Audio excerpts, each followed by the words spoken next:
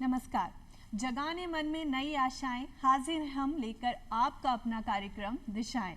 जब जीवन को सही दिशा देने की बात होती है, चाहे वो किसी भी फील्ड में क्यों ना हो, हमारा करियर हो सकता है, शादी हो सकती है, बिजनेस हो सकता है, तो हमें ऐसा लगता है कि पता नहीं क्या होगा, चीज़ें सही होंगी या नहीं होंगी, करियर में सफलता मिलेगी या नहीं मिलेगी, शादी सही इंसान से होगी या नहीं होगी। तो बहुत सारे सवाल हमारे मन में आते हैं और इन्हीं सवालों का सही जवाब हमें मिलता है एस्ट्रोलॉजी से।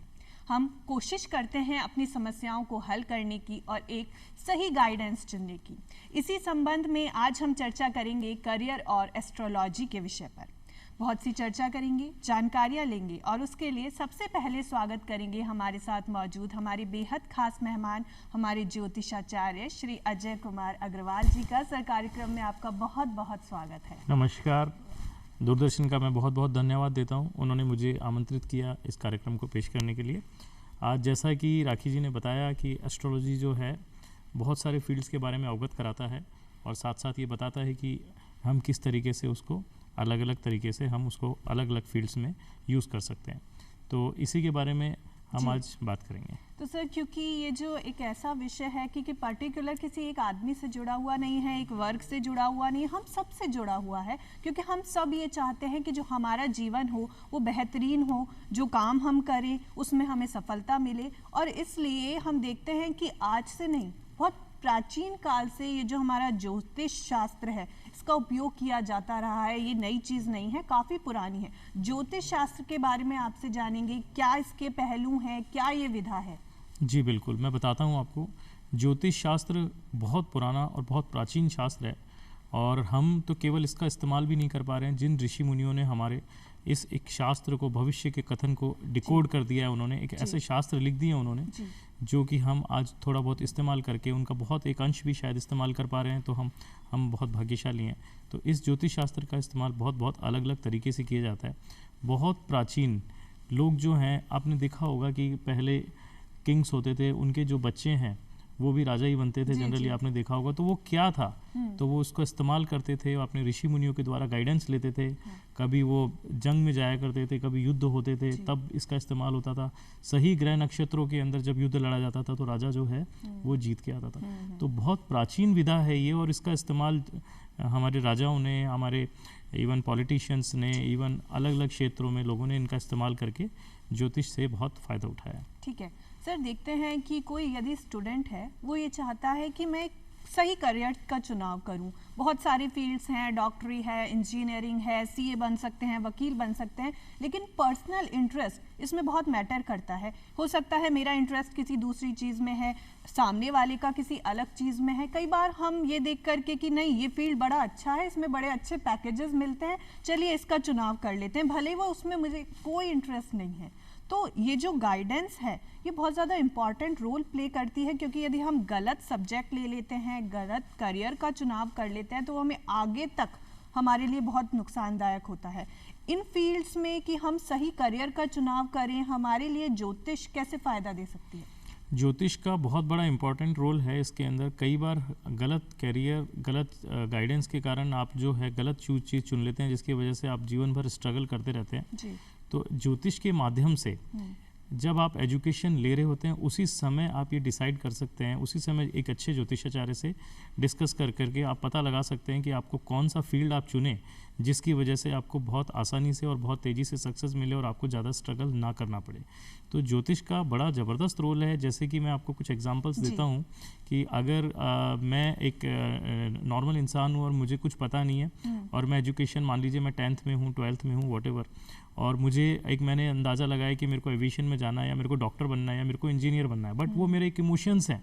वो मेरे इमोशंस है जो मैंने शायद इसलिए ले लिया है कि मेरा एक दोस्त डॉक्टरी कर रहा है तो मैं भी कर लूँ, या मेरे परिवार में मेरे फादर डॉक्टर है। लेकिन हो सकता है कि वो फील्ड आपके लिए ना हो, जिसकी वजह से जब आप डॉक्टरी में एडमिशन लेने जाते हैं तो आपको स्ट्रगल होता है, आप क्वालिफाई नहीं कर पाते, या आपकी रैंकिंग कम आ जाती है, आपको इतना स्ट्रगल और इतना स्ट्रेस होता है कि कई बार स्टूडेंट सुसाइड तक कर लेते हैं। तो इसी के बारे में है कि अगर सही समय पे, जिस समय पे आपका 10th 12th आप उस समय कर रहे होते हैं, तो एक अच्छे ज्योतिषाचार्य से आप ज़रूर मिले और उनसे ये जानें कि एक्चुअल के अंदर आपकी हॉरोस्कोप क्या कहती है, आप कौन से सब्जेक्ट का सिलेक्शन करें जिससे कि आपको आगे कैरियर बनाने में हेल्प मिले। ठीक है, तो ये तो हमारी करियर की बात हुई, बिजनेस का भी ऐसा ही कुछ है, क्योंकि इन्वेस्टमेंट भी करना पड़ता है, ऐसा नहीं है, एक पर्टिकुलर अमाउंट हमें लगाना पड़ता है और फिर काफ़ी साल देने पड़ते हैं, समय भी देना पड़ता है और धन भी देना पड़ता है। ऐसे में उम्मीद यही करते हैं हम कि चलिए इसमें इन्वेस्टमेंट किया है तो हमें उसका लाभ भी मिले। इसमें भी हम पहले संपर्क कर सकते हैं कि ये वाले फील्ड में यदि बिजनेस करेंगे तो सक्सेसफुल होने के चांसेस ज़्यादा है, ऐसा कुछ है? बिल्कुल, मैं बताता हूँ आपको, बिजनेस एक बड़ी ज़बरदस्त चीज़ है जिसके अंदर की लॉसेस और प्रॉफिट दोनों चीज़ें हैं। तो सबसे पहले तो ये देखना ज़रूरी है कि आपको क्या बिजनेस करना भी चाहिए या नहीं करना चाहिए, आपको नौकरी में जाना चाहिए। तो जब आप, इसीलिए इनिशियल स्टेजेस के ऊपर ही अगर आप करने से पहले उसकी सलाह ले लेते हैं तो आप बड़े लॉसेस से बच सकते हैं। कई बार जिन लोगों की कुंडलियों में जॉब सूट करती है, बिजनेस सूट नहीं करता, उनको फाइनेंशियल लॉसेस इतने बड़े बड़े होते हैं कि बाद में जाके उनको वापस से जॉब करना पड़ता है, लेकिन तब तक वो अपना इतना धन खो चुके होते हैं, इतनी मान सम्मान खो चुके होते हैं कि सोसाइटी के अंदर भी उनको शक्ल दिखाने लायक भी स्थिति नहीं बनती। तो इसलिए एक सही समय पे, जिस समय पे आप कोई अपॉर्चुनिटी के लिए जा रहे हैं तो उसी समय पहले आप सही गाइडेंस लीजिए और ये देखिए कि वाकई में वो बिज़नेस आपके लिए प्रॉफिटेबल। और उसमें भी दूसरी चीज़ है कि जब आपको ये पता लग जाए कि आपको बिज़नेस सूट करता है तो कौन सा बिज़नेस आपको करना चाहिए। क्या आप जो बिज़नेस सोच रहे हैं, मान लीजिए अगर किसी ने सोचा कि मैं ट्रेडिंग से रिलेटेड बिज़नेस करता हूँ, या कई लोग ऐसे होते हैं जो स्टॉक मार्केट में ट्रेडिंग करते हैं, उसको भी अपना बिज़नेस के तौर पे देखते हैं, तो क्या वो स्टॉक मार्केट आपको सूट करता है कि नहीं करता है?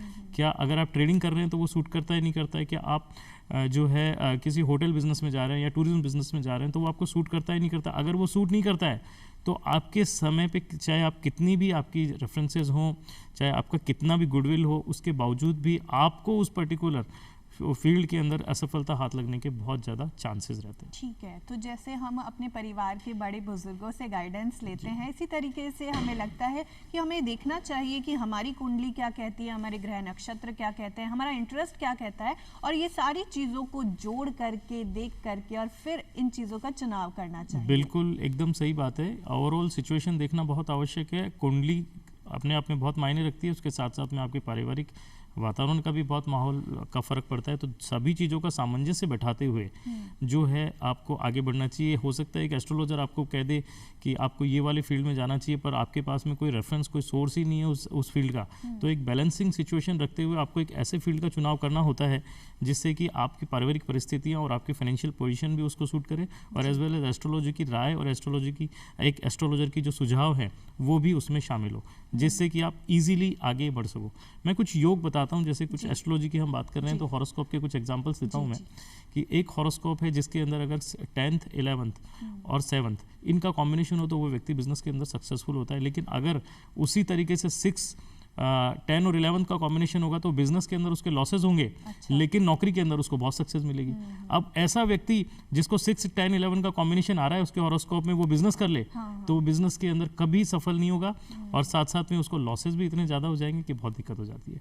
तो ऐसे ऐसे कॉम्बिनेशन है। ये मैंने एक बहुत छोटा सा एग्जाम्पल दिया है, इसके और भी पैरामीटर्स हैं देखने के लिए, ये केवल समझाने की दृष्टि से दिया है। तो बहुत सारी चीज़ों को मिलाने के बावजूद बाद में हम देखते हैं कि एक्चुअल के अंदर उसको क्या सही रहेगा, क्या गलत रहेगा, और उनको कहाँ जाना चाहिए। और सर हम देखते हैं कि जो शादियों का मैटर होता है उसमें भी भारत देश में तो एक प्रथा आज तक चलती हुई आ ही रही है कि हम पहले कुंडलियों का मिलान करते हैं, हम देखते हैं कितने गुण मिल रहे हैं नहीं, और हम देखते हैं कि इसके सक्सेसफुल होने के चांसेस भविष्य में कितने हैं, गुणों के आधार पर हम उसका आकलन करते हैं। शादियों के मैटर में ये किस तरीके से हेल्प देती है? शादियों के मैटर में भी बहुत ज़रूरी होता है। शादी इतना इंपॉर्टेंट डिसीजन है कि बिजनेस आदमी चेंज कर सकता है, लेकिन मैरिज ऐसी चीज़ है, एक बार मैरिज हो गई तो आपके हाथ में नहीं है उसको चेंज करना, और उसके कॉन्सिक्वेंसेस इतने ज़्यादा हैं कि दोनों फैमिलियों को सफ़र करना पड़ता है। तो इसलिए जब हम हॉरोस्कोप मैचिंग करते हैं तो बहुत ज़रूरी है वो सारी चीज़ें देखना कि सबसे पहले जो सबसे ज़्यादा इंपॉर्टेंट है, लेकिन जनरली क्या एक भ्रांति फैली कि केवल गुण मिलान करके ही शादियाँ कर लो, लेकिन आपने देखा होगा कि जिनके गुण पूरे मिल जाते हैं उनके भी सेपरेशन के चांसेस बन जाते हैं। तो जब हम 2 हॉरोस्कोप मिलाते हैं तो सबसे पहले देखते हैं कि इनका मैरिज का डिनायल तो नहीं हो रहा है। इवन द 6 7 जब सब 7वें घर का लॉर्ड अगर 6th में चला जाए या 4th में चला जाए या 10th में चला जाए या 12th में चला जाए, तो इस तरह की, या पापी ग्रहों की दृष्टि हो 7th हाउस पे, तो ऐसे बहुत सारे योग बनते हैं जिनसे उस दोनों के रिलेशनशिप में डिनाइल के योग बन जाते हैं। तो जब भी अगर हॉरोस्कोप में डिनाइल के योग बन रहे हैं तो उन दोनों की शादी को नहीं करना चाहिए, क्योंकि वो एक रिस्क होता है। फिर भी कई बार करनी पड़ती है, तो उसके कई सारी रेमेडीज़ हैं, उपाय हैं। तो मैरिजेस के अंदर सबसे पहले देखना चाहिए कि दोनों हस्बैंड वाइफ क्या साथ में रह पाएंगे। अगर वो साथ में रह ही ना पाए तो उस शादी का कोई फायदा नहीं है। तो जब भी हॉरोस्कोप मिलाएं तो आप जिन भी एस्ट्रोलॉजर के संपर्क में हो केवल गुण मिलान तक ही सीमित ना रहें, और उसके अलावा आपको ये देखें कि दोनों की हॉरोस्कोप में साथ रहने के योग हैं। फिर उसके बाद में पारिवारिक संबंध, यानी एक फीमेल है तो जब वो अपने ससुराल जाती हैं तो उनकी मदर से, उनके फादर से, यानी मदर इन लॉ से, फादर इन लॉ से कैसे रिश्ते रहेंगे, किसी तरह कोई प्रॉब्लम। तो ये बहुत सारे पैरामीटर है जिनके बेसिस के ऊपर देखा जाता है कि एक फीमेल अपनी मैरिड लाइफ में सक्सेसफुल होगी या नहीं होगी, और एक मेल का भी उस फीमेल के साथ अटैचमेंट रहेगा कि नहीं रहेगा, दोनों के बीच में बॉन्डिंग और फ्रेंडशिप और रिलेशनशिप कैसी रहेगी। तो एस्ट्रोलॉजी ये सब चीज़ें आपको बताती है। इतना ज़बरदस्त टूल है एस्ट्रोलॉजी, जिसके माध्यम से आने वाले नुकसान और फायदे का आप पहले से आकलन कर सकते हैं और उस हिसाब से आप आगे बढ़ सकते हैं। ठीक है, बिल्कुल। और मुझे लगता है सास और बहू की कुंडली भी मिला लेनी चाहिए। जरूर, ये बहुत इंपॉर्टेंट रोल है, क्योंकि ऐसा तो नहीं है कि दोनों जरूरी नहीं है उनकी हॉरोस्कोप हो, लेकिन आप बहू की कुंडली से ये चेक कर सकते हैं कि उनकी जो है उनके परिवार के साथ में सामंजस्य कैसा रहेगा। ठीक है, हमें परफेक्ट ट्यूनिंग चाहिए और उसके लिए जो कर सकते हैं कर लेना डेफिनेटली। और अगर ऐसी ट्यूनिंग जरूरी नहीं है मिले तो, लेकिन हम उसके एस्ट्रोलॉजी के माध्यम से काफ़ी सारे उपाय होते हैं जिनके माध्यम से उस सिचुएशन को, नेगेटिव सिचुएशन को हम बैलेंस कर सकते हैं। ठीक है, ये तो और भी अच्छी बात है। तो हम देखते हैं कि कोई व्यक्ति है जिसका कि जन्म हुआ है और किस समय वो पैदा हुआ है, उस समय क्या ग्रह दशाएं थी, क्या उसका समय था, ये सब चीज़ों को मिला करके कुंडली बनती है। और ये जो ग्रह होते हैं ये हमारे जीवन पे बहुत ज़्यादा प्रभाव डालते हैं। हम देखते हैं कि भाई लोगों को सुनते हैं शनि की 7.5 चल रही है, अभी हमारे गुरु फेवर में नहीं है, मंगल फेवर में नहीं है, तो ये किस तरीके से हमारे जीवन को प्रभावित ये आपने बहुत इंपॉर्टेंट रोल बताया है कि हम जनरली सभी लोग सुनते रहते हैं कि शनि की 7.5 चल रही है। हाँ। या कई बार ग्रहण दोष चलते हैं, अलग अलग सुनते रहते हैं हम कि कोई भी व्यक्ति जो परेशान होता है जब एस्ट्रोलॉजर के पास जाता है तो एस्ट्रोलॉजर उनको बताते हैं कि आपके साथ तो ये समस्या है, आपके साथ तो ये समस्या है। तो वाकई में ऐसा बिल्कुल सही है। और हमने भी अपने अनुभव से ये पाया है कि शनि की 7.5 के अंदर काफ़ी सारी चीज़ों की लर्निंग मिलती है। ये जो फेसेस आते हैं ये सिखाने के लिए आते हैं आदमी को, तो इसको नेगेटिव ना लेते हुए उसकी स्ट्रेंथ को मेंटेन करना चाहिए और हमें जो भी चीज़ें हमने नेगेटिव करी हैं उनका प्रायश्चित करना चाहिए और आगे बढ़ना चाहिए। अब जैसे एस्ट्रोलॉजी के अंदर मैं आपको बताता हूँ कि शनि की 7.5 क्या है जी।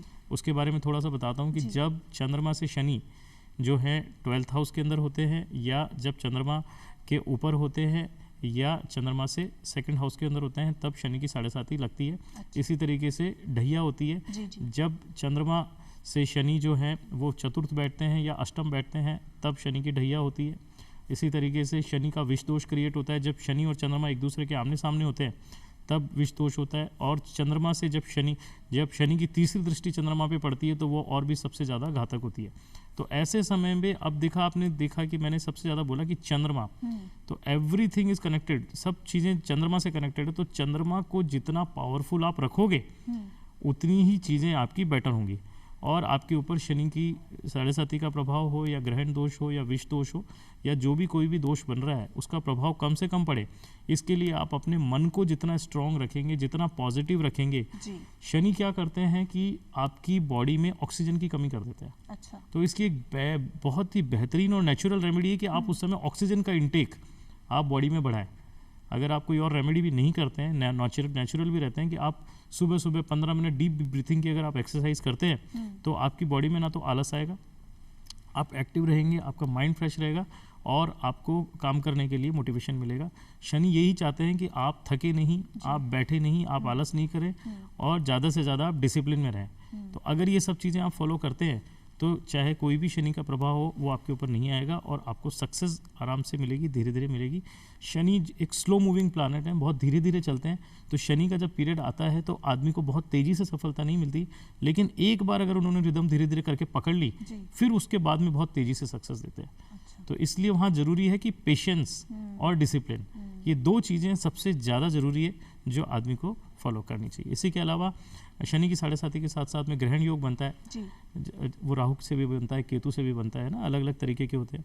तो ये ग्रहण योग में भी सबसे ज़्यादा जो पीड़ित होते हैं वो होते हैं सूर्य और चंद्रमा। अच्छा। तो आज हम जो भी जीवन जीते हैं उसके अंदर हम देखते हैं कि दो ही साक्षात देवता है, एक सूर्य भगवान है और एक चंद्र भगवान है।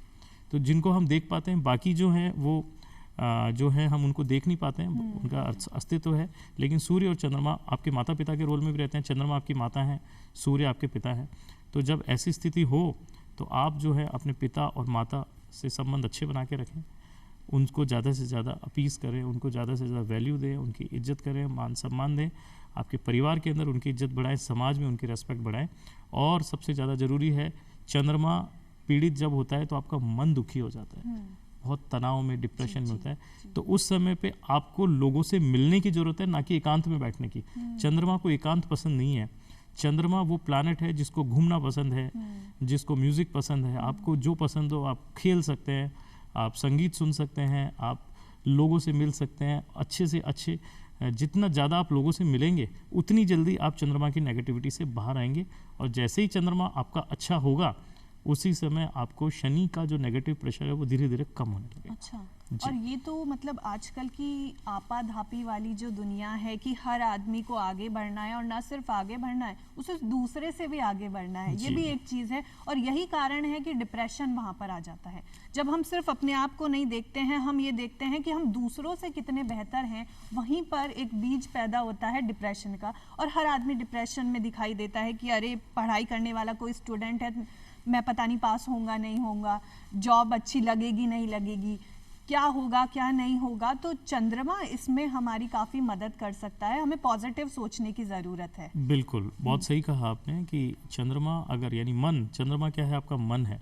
आपका मन स्ट्रांग होगा, मन खुश रहेगा, तो आपको सबसे बड़ी बात तो आप कंपटीशन में नहीं पढ़ना चाहिए कभी भी। ये एक सजेशन है, क्योंकि आप कंपटीशन के अंदर पढ़ेंगे तो आप दूसरे को, और कंपटीशन में पढ़ना है तो पॉजिटिव कंपटीशन करना है, किसी दूसरे को अपने फायदे के लिए नीचे नहीं दिखाना है। तो अगर आप ऐसा करते हैं तो इसका मतलब ये है कि आपका चंद्रमा खराब होता है, ये अच्छे मून के पॉजिटिव संकेत नहीं है। तो आप खुद ही अपने चंद्रमा को खराब करेंगे तो उसके कंसिक्वेंसेज इतने ज़्यादा देखने को मिलेंगे आपको कि एक जगह तो हो सकता है कि आपने अपनी चालाकी से या किसी तरीके से किसी को बीट कर दिया, लेकिन दूसरे क्षेत्रों में आपको उसका नुकसान देखने को मिलेगा। तो इसलिए आप पॉजिटिव कंपटीशन करें, आप अपनी बात रखें, आप अपनी एजुकेशन को, अपनी स्किल्स को इम्प्रूव करें, चंद्रमा को खुश रखें। चंद्रमा के लिए छोटे छोटे से उपाय भी होते हैं, आप अगर करना चाहें तो मैं बताता हूँ। हम चंद्रमा को खुश रखेंगे तभी चंद्रमा हमें खुश रखेगा। बिल्कुल, चंद्रमा ही आपकी आयु से कनेक्टेड है। चंद्रमा इतना बड़ा प्लैनेट है कि आप देखिए कि चंद्रमा के वेग से अमावस्या और पूर्णिमा को आपने देखा होगा ज्वार और भाटा आ जाता है। आपने देखा होगा समुद्र का जो पानी है वो इवनिंग के टाइम पे बिल्कुल किनारे पे आ जाता है और मॉर्निंग के टाइम पे बहुत पीछे चला जाता है। तो ऐसा क्यों होता है? रात को क्या हो जाता है ऐसा कि चंद्रमा के कारण पानी इतना आगे आ रहा है। तो चंद्रमा इतनी बड़ी ताकत है, अगर आप इवन एक नॉर्मल पानी का ग्लास अगर आप रखते हैं और चंद्रमा की रोशनी में रख के उस पानी को पीते हैं तो आपको मून की पावर मिलती है।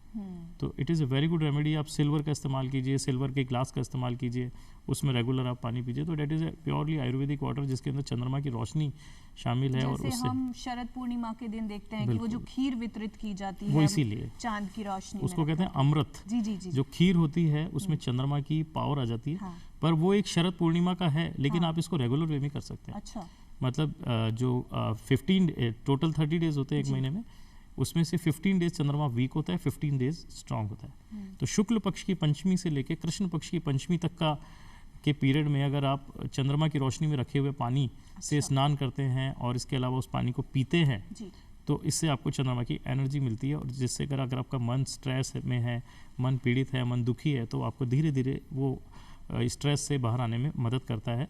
और आपका जैसे जैसे चंद्रमा स्ट्रांग होगा आपको और दूसरे क्षेत्रों में भी जो परेशानी आ रही है उन परेशानियों को वो दूर करेगा। तो यही एक फ़ायदा है मुझे लगता है एस्ट्रोलॉजी के बारे में, क्योंकि आज हम जानकारी ले रहे हैं कि अब एक नॉर्मल आदमी ये समझता है कि नहीं शरद पूर्णिमा के दिन ये होता है ये होता है, पर नहीं, ये उपाय तो हम अपना डेली भी कर सकते हैं और ये हमारे लिए बहुत चमत्कारी साबित हो सकता है। और आपने बहुत अच्छी बात बताई कि पेशेंस रखना है, विश्वास रखना है, अपनी स्किल्स के ऊपर काम करना है, क्योंकि हमें पता है कि we all are masters piece, so we all are masterpiece. बिल्कुल। तो अपने आप के ऊपर से विश्वास नहीं खोना है, ये सबसे बड़ी चीज़ है। सर, ज्योतिष का एक सबसे बड़ा फायदा है कि हमें बहुत सारी रेमेडीज पता चलती है, बहुत सारे उपाय पता चलते हैं कि यदि जीवन में इस तरीके की घटना घट रही है तो इसको इस तरीके से सही किया जा सकता है। हम बहुत सारी चीज़ें देखते हैं, चींटियों को आटा डाला जाता है, गाय को रोटी खिलाई जाती है, घर के जो मुख्य हमारा दरवाज़ा है उसके सामने दीपक जलाया जाता है। ये सब चीज़ें किस तरीके से हमें फ़ायदा देती हैं? ये बेसिकली ये सभी चीज़ें जो है आपके आसपास की जो नेगेटिविटी है उसको क्लीन अप करने के लिए, जब आप गाय को, जैसे आपने देखा होगा अपने बड़े बुजुर्ग जो है अपने सजेशन करते हैं गाय को रोटी में गुड़ डाल के खिलाना चाहिए। तो गाय को रोटी में गुड़ डालने से क्या होता है कि गाय जो है आपको 33 करोड़ देवी देवताओं का वास हम माना जाते हैं, और उसके अंदर जब हम गाय में रोटी में गुड़ खिलाते हैं तो गुरु जुपिटर प्लैनेट का वो उपाय है। अच्छा। उससे गुरु हमारा अगर किसी का खराब है तो उससे गुरु खुश होता है, और गुरु ही हमें जीवन के अंदर जितनी चीज़ें हम देखते हैं शुभ वो सारी जुपिटर के अंडर में आती है। चाहे हमारा विवाह हो, चाहे किसी के घर में संतान नहीं हो रही हो, तो सबसे पहले जुपिटर का। तो किसी के घर में किसी भी तरीके की प्रॉब्लम है, चाहे पैसे का नहीं आना है, तो सबसे ज़्यादा ज़रूरी होता है कि गुरु उसका ठीक है। तो जब हम गाय को रोटी में गुड़ मिला के खिलाते हैं तो गुरु का उपाय होता है। इसी तरह से चींटियों को आटा खिलाते हैं। अब चींटियों में दो तरह की कैटेगरी होती है, एक लाल कलर की चींटियाँ होती है, एक ब्लैक कलर की चींटियाँ होती है। तो लाल कलर की चींटियाँ होती है वो गुरु से संबंधित है। अच्छा। और ब्लैक कलर की जो चींटियाँ होती है वो शनि राहु केतु से संबंधित अच्छा। है। तो इस तरीके से उनको अलग अलग तरीके से हम इस्तेमाल, जैसे बंदर होते हैं, बंदर जो हैं वो सूर्य का प्रतीक होते हैं। अच्छा। फिशेज जो हमने कछुए देखे होंगे, ये सब जो है ऑक्यूल्ट एनिमल्स हैं, ये सब केतु से कनेक्टेड होते हैं। इसी तरीके से एलिफेंट जो है वो ज्योतिष में कहा गया है राहु से कनेक्टेड है। तो इन सबको जैसे जैसे जिन जिन ग्रहों की समस्या है उनसे रिलेटेड दान जो है उन एनिमल्स को करते हैं तो वो हमें उसका रिलीफ मिलता है। तो हर प्लैनेट का एक किसी न किसी वस्तु से ज्योतिष में कनेक्ट किया हुआ है, उनके लॉजिक है, लेकिन वो तब पता चलेंगे जब आप ज्योतिषाचार्य के साथ बैठेंगे तो आपको ये आज बताएंगे। ये प्रोग्राम किया है ताकि जो हमारे दर्शक हैं उन्हें भी इस चीज के बारे में ज्यादा जानकारी मिले, सटीक और बेहतरीन जानकारी मिले। तो आपने हमें बहुत सारी चीजें बताई, इसको हम कर्मों से भी कनेक्ट कर सकते हैं, क्योंकि जैसे हम चींटियों को खाना खिला रहे हैं या गाय को खा रहे हैं तो एक अच्छा कर्म कर रहे हैं। और बेसिकली जो हमारा जीवन चलता है वो कर्मों के हिसाब से चलता है। कृष्ण जी ने कह ही रखा है कि भाई जैसा करोगे वैसा भरोगे। तो अब देखते हैं कि ये जो ग्रह हैं पर्टिकुलर कलर भी इनसे कनेक्टेड रहता है। हर ग्रह के अपने अपने कलर होते हैं और हमें कहा जाता है जैसे मंडे है तो आप ये कलर पहनिए, ट्यूसडे है आप रेड पहनिए, सैटरडे है ब्लू या ब्लैक पहनिए। तो रंगों का भी प्रभाव पड़ता है हमारे बिल्कुल, रंगों का बहुत फर्क पड़ता है। और मैं आपको बड़े अच्छे एग्जाम्पल देता हूँ कि हमारा घर और वास्तु, तो वास्तु शास्त्र में कलर का बड़ा इंपॉर्टेंस है। रूटीन के अंदर हम कलर पहनते हैं उनका भी बहुत फर्क पड़ता है।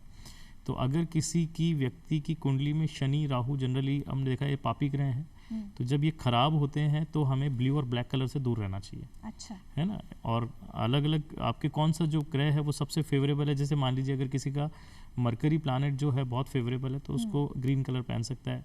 इसी के हिसाब से अगर जुपिटर प्लैनेट है तो येलो कलर पहन सकता है।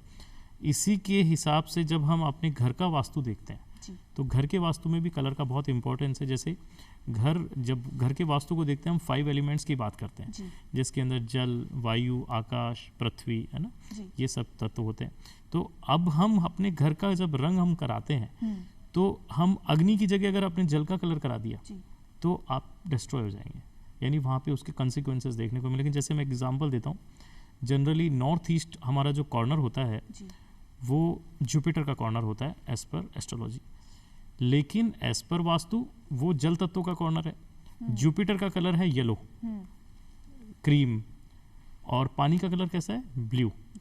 लेकिन अगर आपने वहाँ पे जुपिटर का येलो कलर करा दिया तो आपके घर के अंदर काफ़ी बीमारियां क्रिएट हो जाएगी। अच्छा। है ना। अब अगर कोई वास्तु की समझ नहीं रखता होगा तो वो क्या कहेगा कि आप येलो कलर करा दो, तो डेट विल बी रॉन्ग। वहाँ पे कौन सा कलर होना चाहिए, पानी का कलर। तो वास्तु जो है वो एलिमेंट्स पे काम करता है।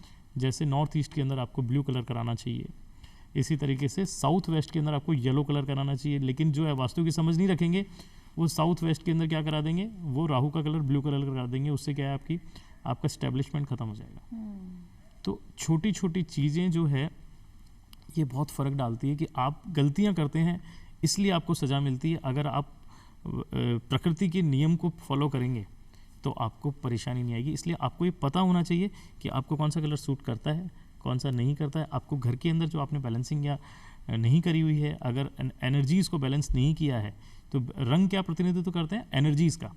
तो अगर आप साउथ ईस्ट जो कॉर्नर होता है वो अग्नि का कॉर्नर होता है। अग्नि का कलर कैसा होता है, रेड। अब उसकी जगह अगर आपने ब्लू कलर करा दिया तो वो पानी का हो जाएगा, यानी पानी अग्नि को दबाएगा। तो साउथ ईस्ट क्या करता है, मनी फ्लो देता है, आपके घर को इनकम जनरेट करने वाला है। तो आपके घर में जो इनकम आ रही है वो इनकम आना कम हो जाएगी या धीरे धीरे करके बंद हो जाएगी, तो वो रास्ते बंद हो जाएंगे। तो सही एनर्जी का बैलेंसिंग बहुत ज़रूरी है, सही रंगों का आपके जीवन में होना बहुत ज़रूरी है। तो जब भी आप ये सब चीज़ें फॉलो करते हैं तो आपको बहुत अच्छे रिजल्ट मिलते हैं और स्ट्रगल कम होता है लाइफ में, और आपकी लाइफ इजी होती है और आपको सक्सेस बहुत आसानी से मिलती है। तो मतलब अभी तक तो हम रंगों की बात कर रहे थे, हम तो सिर्फ कपड़ों तक सीमित थे, पर हाँ। आपने बहुत अच्छा बताया कि नहीं भाई, हमारे जो घर हैं उसमें जो दीवारें हैं उनका भी कलर, उसमें कॉर्नर्स को देख करके कि इस कॉर्नर में ये कलर होना चाहिए, मतलब केवल हम डेकोरेशन पर ही ध्यान नहीं दें, केवल आर्किटेक्ट से ही संपर्क नहीं करें, बाकी चीज़ों का भी ध्यान रखें, तब जाकर के ओवरऑल चीज़ें सही जाएंगी। और मैं एक और एग्जांपल देता हूँ आपको, बहुत बड़ी चीज़ है कि हम अपनी जन्म पत्री को तो कंट्रोल नहीं कर सकते, क्योंकि जन्म लेना हमारे हाथ में नहीं है जी। लेकिन हम काफ़ी सारी चीज़ें जो जन्म कुंडली में गलत है उनको हमारे घर में वास्तु से कंट्रोल कर सकते हैं, क्योंकि घर में वास्तु जो है हम अपने हिसाब से डिसीजन ले सकते हैं कि अगर मेरा जुपिटर खराब है तो मैं नॉर्थ ईस्ट को स्ट्रॉन्ग कर दूं, तो मेरा जुपिटर बैलेंस हो जाएगा। या अपनी कुंडली के अंदर जुपिटर खराब है तो मैं नॉर्थ ईस्ट को बहुत स्ट्रॉन्ग करूंगा तो मेरा जुपिटर बहुत अच्छा हो जाएगा। इसी तरीके से अगर मेरा शुक्र खराब है तो मैं मेरे घर के साउथ ईस्ट को बहुत स्ट्रॉन्ग कर दूं। इसी तरीके से अगर मेरा चंद्रमा खराब है तो मैं घर के नॉर्थ वेस्ट को बहुत अच्छा कर दूं।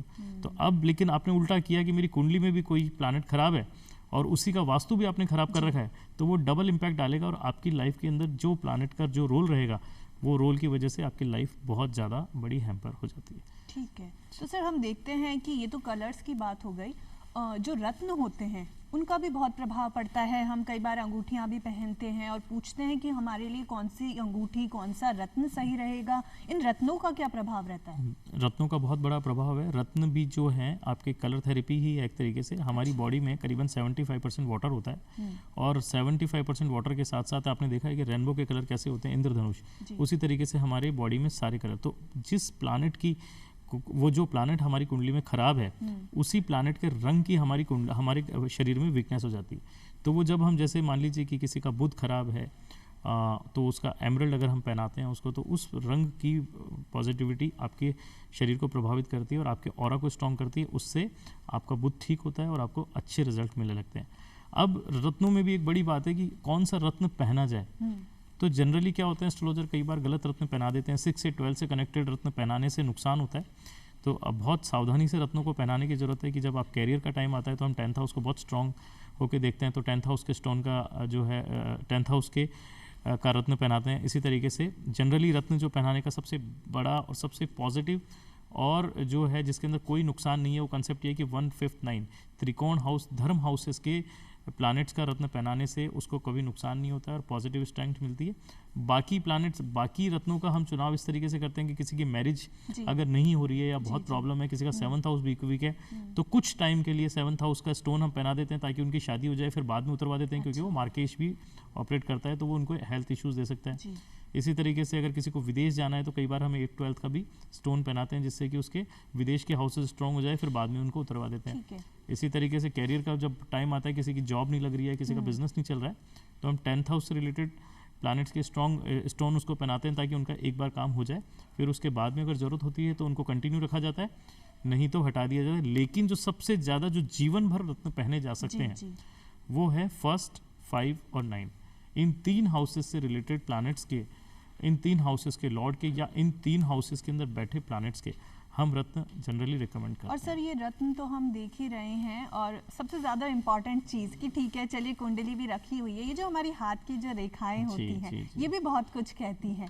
तो इनके आधार पर कि हाँ हम हाथ दिखाते हैं, ये रेखा ऐसे है, यहाँ पर ये बना हुआ है, वो है, इनसे कैसे चीज़ें पता चलती हैं? हाथ की रेखाओं का बहुत बड़ा रोल है और जिनकी कुंडलियाँ नहीं होती है हम उनको हाथ भी देख लेते हैं और हाथ से चेक करते हैं तो हमें देखने को मिलता है कि वो व्यक्ति, हाथ से बिल्कुल पता चलता है कि अगर उसके हाथ में बिजनेस लाइन नहीं है तो हम उसको रिकमेंड नहीं करते कि बिजनेस। कई बार ऐसे लोग बिजनेस में उतर जाते हैं और उनके हाथ में बिजनेस लाइन नहीं होती तो ज़िंदगी भर स्ट्रगल करते रहते हैं और हमारे पास आते हैं कई बार और बोलते हैं कि हमें तो बिजनेस में सक्सेस ही नहीं मिल रही है, हमारे इतने लॉसेस हो गए। वो इसीलिए क्योंकि हाथ के अंदर उनके बिजनेस लाइन नहीं है। इसी तरीके से भाग्य रेखा पे काफ़ी कट होते हैं, काफ़ी जो है अगर आपकी हाथ में ओरिजेंटल लाइंस हैं तो वो आपको परेशान करती हैं। इसी तरीके से अगर आपकी लाइफ लाइन कटी हुई है तो आपकी हेल्थ को नुकसान हो सकता है, वहाँ पे आपके रिस्क फैक्टर है। तो हाथ को देखने से पता चलता है कि एक्चुअल के अंदर आपको लाइफ के किस स्टेज के ऊपर रुकने की ज़रूरत है, बहुत तेज़ भागने की ज़रूरत नहीं है। अगर कोई दुर्घटना है तो हाथ में बहुत क्लियरली पता चलता है कि क्या कोई दुर्घटना होने वाली है मेरे जीवन में, या कोई मेजर अगर हेल्थ इशू आने वाला है तो हाथ में बहुत क्लियर इंडिकेशंस आते हैं। सर, आप हमें इतनी सारी जानकारी दे रहे हैं, हम ये चाहेंगे कि आज हमने बहुत अच्छा डिस्कशन किया, बहुत सारी चीज़ों को आपने कवर किया और हमने बहुत कुछ जाना। तो एस्ट्रोलॉजी के वास्तव में बहुत सारे फायदे हैं, ये हमें बताती है कि किस तरीके से आप संघर्ष को कम कर सकते हैं, ये उपाय कर सकते हैं और अपने जीवन को अच्छा बना सकते हैं। क्या संदेश आप हमारे दर्शकों को देना चाहेंगे, क्या स्पेशल जानकारी? आज का जो है सेशन बहुत बढ़िया रहा और राखी जी ने बहुत अच्छे सवालों का संकलन किया और हमने प्रयास किया, लेकिन समय बहुत शॉर्ट है और ज्योतिष इतना बड़ा क्षेत्र है कि उसको इतने कम समय में कवर नहीं किया जा सकता। इसमें संदेश मेरी तरफ से यही है कि एस्ट्रोलॉजी एक बहुत बड़ा टूल है जिसके माध्यम से आप ये जान सकते हैं कि आने वाले समय में आप किस तरीके से आगे बढ़ें। ज्योतिष कोई भी अंधविश्वास नहीं है, एक डिवाइन साइंस है, एक ईश्वर की ताकत है और हमारे ऋषि मुनियों का हमारे लिए एक बहुत महत्वपूर्ण उपहार है जिन्होंने हमें ये सब लिख कर दिया, क्योंकि उस समय पे उनके पास में एक स्पेशल पावर होती थी जिसकी वजह से उनको, जिसे हम दिव्य ज्ञान भी बोलते हैं, दिव्य दृष्टि बोलते हैं, उनके सब दिखता था। और आज हम यही उम्मीद करेंगे कि ये जो दिव्य ज्ञान हमें आज प्राप्त हुआ है, निश्चित ही हम हमारे दर्शक इसका पूरी तरीके से उपयोग करने वाले हैं। सर, कार्यक्रम में आपने शिरकत की, इतनी अमूल्य जानकारी, इतनी विशेष जानकारी, इतनी सहजता, इतनी सरलता से प्रदान की, उसके लिए बहुत बहुत धन्यवाद। बहुत बहुत धन्यवाद। आज की चर्चा के बाद हम ये कह सकते हैं कि निश्चित ही अब हमें बैठना नहीं है, हमें देखना है कि हमारी ग्रह दशाएं क्या कहती हैं, किस तरीके से करियर, बिजनेस, जीवन के हर क्षेत्र में हम एक एस्ट्रोलॉजी का गाइडेंस लेके अपने आप को आगे बढ़ा सकते हैं। और सबसे इम्पॉर्टेंट चीज़ हमें क्या करना है, हमें आत्मविश्वास रखना है, हमें मेहनत करनी है, क्योंकि कहते हैं ना कि जिस चीज़ में हम अपना तन मन धन लगा देते हैं तो चांद सितारे भी उस जगह से अपनी जगह बदल लेते हैं और हमें वही मिलता है जो हम चाहते हैं। अगली बार आपसे फिर मुलाकात करेंगे, नए विषय पर चर्चा करेंगे, तब तक के लिए इजाज़त दीजिए। धन्यवाद। धन्यवाद।